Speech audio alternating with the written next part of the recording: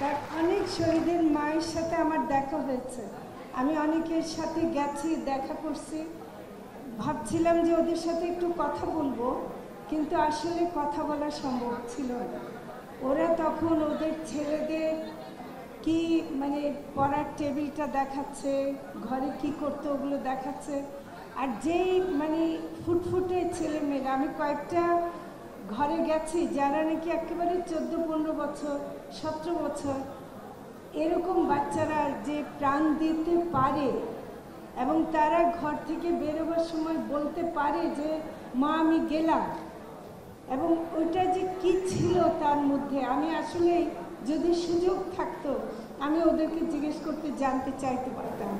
কিন্তু তার কিছু নিদর্শন আমি দেখেছি আহতদের দেখতে গিয়ে। যখন নাকি পঙ্গু হাসপাতালে অনেক আহতদের দেখতে গেছি, তখন সেখানেও মানে বিভিন্ন পর্যায়ে বিভিন্ন বয়সের আহতরা আছেন, এখনও আছেন, অনেকে গেছে। সেখানেও মানে যার হাত কাটা গেছে, পা কাটা গেছে, তারপরেও কিন্তু এটা আমি প্রথম দিককার কথা বলছি, গত বছরে, তখনও বলছে আবার যদি যেতে হয় আবার যাও। এই আহতরা কষ্ট করছে, মানে তাদের পায়ে রিং বাঁধানো, তাদের পায়ে এত কষ্ট, তারপর তারা যা করেছে। এজন্য আজকে আপনারা যে আমাদেরকে অনেক কথা বললেন, আমি মনে হয়নি যে আসামির কাঠগড়ায় দাঁড়িয়েছে। আমার মনে হয়েছে যদি বাংলাদেশে জুলাই অভ্যুত্থান কিছু করে থাকে, তাহলে আজকে আপনারা যে আমাদেরকে এইভাবে বললেন, এটাই আমাদের বড় অর্জন। এটা আপনারা বলার আরও বলবেন, আরও আমাদেরকে ধরবেন। আমি আজকে মানে এই উপদেষ্টা পরিষদের হয়ে আমি শুনতে চাই আরও যত কথা আছে আপনারা আমাদেরকে বলবেন। আমি বলবো না যে আমরা ব্যর্থ হয়েছে, কারণ ব্যর্থতা আমাদেরকে জুলাই অভ্যুত্থান শেখায়নি। জুলাই অভ্যুত্থানের মধ্যে কোনো ব্যর্থতা থাকতে পারে না। সেজন্য আমি বলবো যে আমাদের সবাইকে মিলে কি কাজ আমাদের করার ছিল সেটা আমরা যেন করতে পারি, তো সেটা আমি বলবো। এখন আমি অন্য কথায় যাওয়ার আগে আপনাদের আজকের আয়োজনের মধ্যে কিছু এমন বিষয় যেটা আমার চোখে পড়েছে আমি একটু বলতে চাই। আমাকেও সেই বলার অধিকারটা আপনারা আশা করি দেবেন। একটা হলো যে আমরা কিন্তু বাংলাদেশে হিন্দু, মুসলিম, বৌদ্ধ, খ্রিস্টান সহ আমাদের আদিবাসী সকল ধর্মের মানুষ এই দেশের নাগরিক।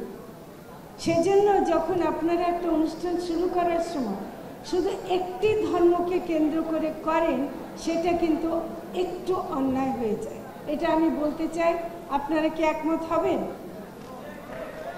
হ্যাঁ, আমি এটা মনে করি যে এটা একটু এবং দেখেন, আপনারা যদি গ্রাফিতিগুলো দেখেন, দেয়ালে লেখা, একটা গ্রাফিতি আমি অনেকবার দেখেছি, সেটা হলো কয়েকটা পাতা এঁকেছে। সেই পাতাগুলোর মধ্যে হিন্দু, মুসলিম, বৌদ্ধ, খ্রিস্টান লেখা আছে।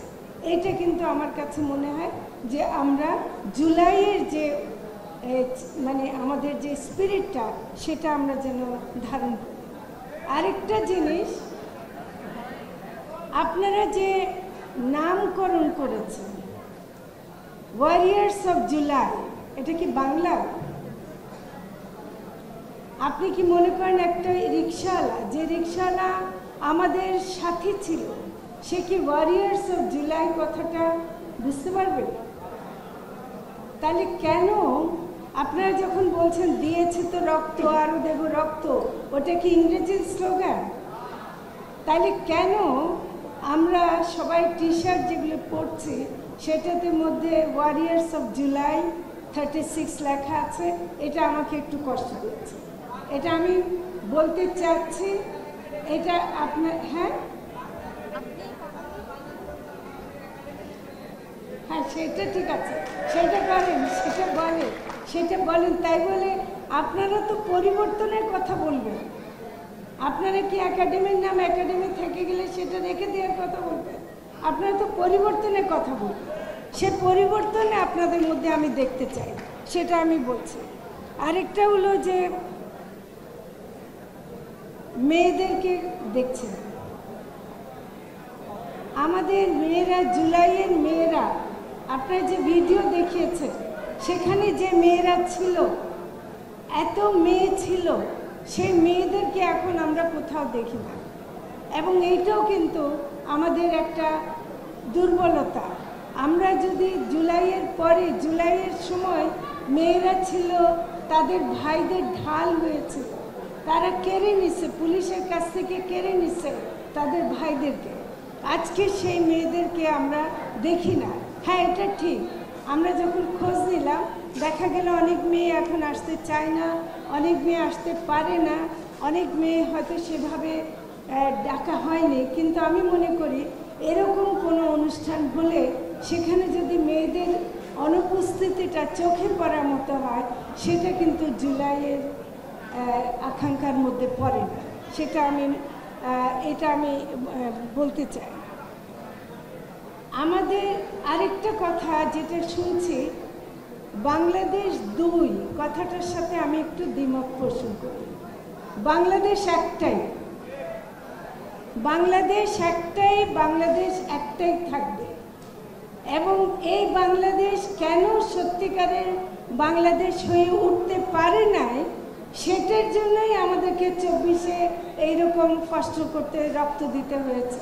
কিন্তু আমরা সেই বাংলাদেশকে ফিরিয়ে আনতে চাই, যে বাংলাদেশ আমাদের তরুণদের দেশ, যে বাংলাদেশ আমাদের গরিব মানুষের জন্য খাদ্য যোগাবে, গরিব মানুষের কর্মসংস্থান যোগাবে, তরুণদেরকে ভবিষ্যৎ দেখাবে, যেই বাংলাদেশে নারী পুরুষ ভেদাভেদ থাকবে না, যে বাংলাদেশে কোনো বৈষম্য থাকবে না, সেই বাংলাদেশ আমরা 71 সালের মুক্তিযুদ্ধের পর চেয়েছিলাম, পাই নাই।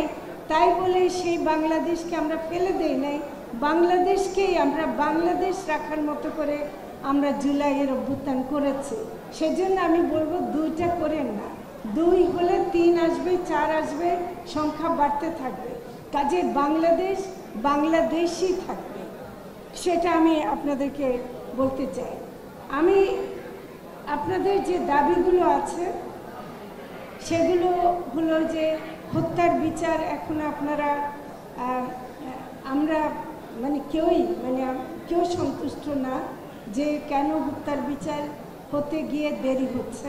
কিন্তু একটু খালি ব্যাখ্যা দিতে পারি, যদি সেটা গ্রহণযোগ্য হয়। সেটা হলো যে যখনই হত্যার বিচারের কথা বলা হয়েছে, আমরা শুনেছি যে সেটার জন্য যে আইনি পদক্ষেপ লাগে সেটাই তারা করছেন এবং সেটা এগোচ্ছে। শেখ হাসিনার বিচার তো এই মাটিতে হতেই হবে। শেখ হাসিনার বিচার ছাড়া কোনো নির্বাচন হবে এটা আমি মনে করি হতে পারে না।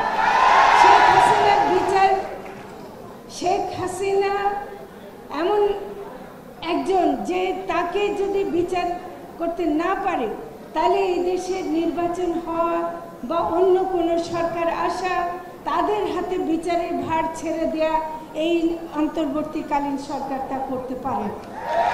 এটা করতে আমরা কোনো মতে আমরা একমত হব না। তো কাজে এই বিচার আমরা যেন করতে পারি, সেটার জন্য আপনারা মাঠে আছেন, আমরা আপনাদের সাথে আছি, আমরা এটা থাকব।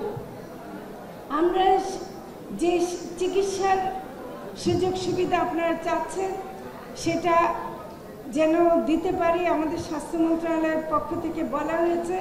তবে একটা কথা আমি একটু যদি না বলি, আমাদের আসাদুজ্জামান রিপন সাহেবও বলেছেন এবং আরও অনেকে বলছেন যে আমাদের স্বাস্থ্য উপদেষ্টাকে কেন্দ্র করে আসলে কিন্তু এটা শুধু একজন উপদেষ্টার স্বাস্থ্য ব্যবস্থা। আপনার ডক্টর সাইদুর রহমানের কাছ থেকে শুনেছেন স্বাস্থ্য ব্যবস্থাটাকে পুরো লুটে পুটে খাওয়া হয়েছে, স্বাস্থ্য ব্যবস্থায় কোনো কিছু রাখা হয়নি। সেজন্য একজনকে দোষারোপ করা, এটা আমি অন্তত যেহেতু দেখেছি যে কিভাবে কাজ করার চেষ্টা করা হচ্ছে, আমি অন্য মন্ত্রণালয়ে থাকলেও আমি বলবো যে এইভাবে কাউকে এককভাবে দোষারোপ করা যায় না, এটা কখনোই ঠিক হবে না। আমরা শেষ করব আমি একটা কথা বলে, সেটা হলো যে আমরা এখনো একটা বড় ভুল করে যাচ্ছি, যেটা 2018 সালের যে বাচ্চারা যে নিরাপদ সড়কের আন্দোলন করেছিল, তারা কি বলছিল? রাষ্ট্রের সংস্কার লাগবে, তাই না? রাষ্ট্র মেরামত করতে হবে। আমরা কিন্তু রাষ্ট্রের কোনো মেরামত না করে শুধু সরকার পরিবর্তনের জন্য উঠে পড়ে লাগছে। আমরা কিন্তু রাষ্ট্রের কোনো পরিবর্তন এখনো করি নাই। আমরা কিন্তু সংবিধানের কোনো পরিবর্তন এখনো করি নাই। যে সংবিধানের মাধ্যমে ফ্যাসিবাদ প্রতিষ্ঠিত হয়েছে, সেই সংবিধান এখনো বহাল আছে। তো কাজেই এই সংবিধান রেখে, এই রাষ্ট্র রেখে আমরা শুধু সরকার পরিবর্তন করে আমার মনে হয় না আমরা কিছু অর্জন করতে পারব।